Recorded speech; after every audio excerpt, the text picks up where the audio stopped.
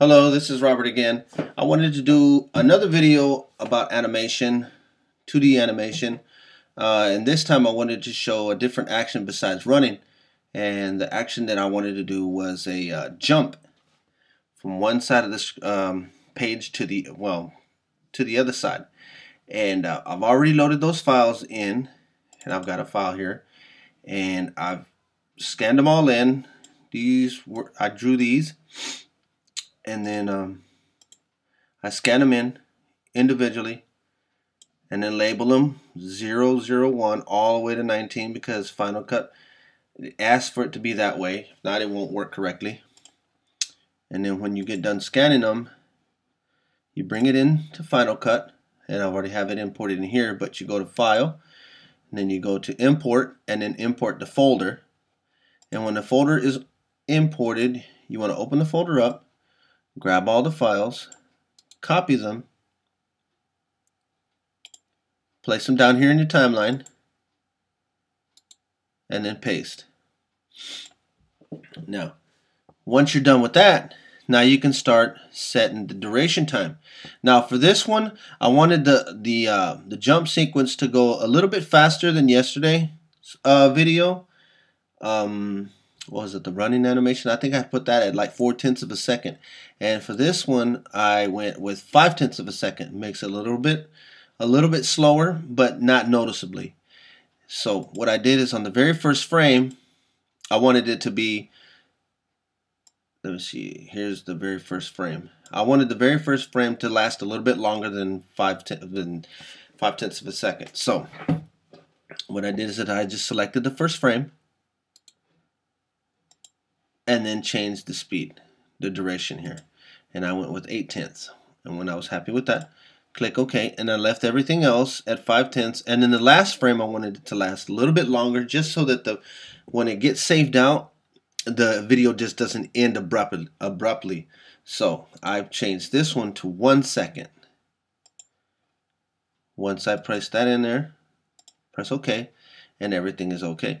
Now I can see how it's going to save out by pressing play up here in my canvas view, and press play. And I'm pretty happy with that right there. And if you notice, I have the same the numbers and the same marks that I had from the video from yesterday. And this, like I said, is to make sure that everything lines up. Now, the one thing that I did notice about this after I drew it and scanned it in is that I never placed some kind of a line to indicate that, you know, this character right here is standing on a floor or on a box or grass or something. So as of right now, it just looks like he's floating in the air, which is a little awkward. But like I said, you can scroll through and see where your action is missing, if you need to extend it, if you need to extend the duration time, or if you need to slow it down. And this scrolling action that I'm doing right here is almost the same type of action that you take when you're drawing these to begin with a flip action. Now, a lot of people are familiar with the flip books, where you draw something on one page and you do the same thing on another page, and then you just take it and you flip it, and it gives it an animation feel. Well, it's the same thing with this. Is you scroll it, you flip it through your fingers, and that gives you an indication if you are if you're more or less getting the animation correct. And so after you're happy with what you're doing and the animation plays the way you want, then you come up, save it, export it. QuickTime.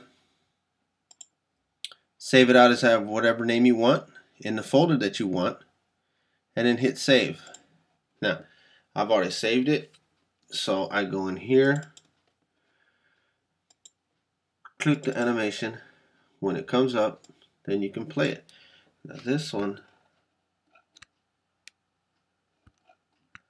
so that we can see it just a little bit better, I'll scroll it way in so that you can see the animation as it looks like in QuickTime.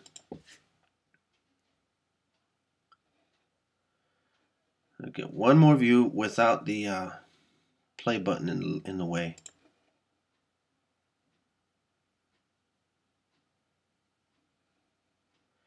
And this was another animation video, but showing a different action, which was jump. So thank you for watching, and we'll see you next time.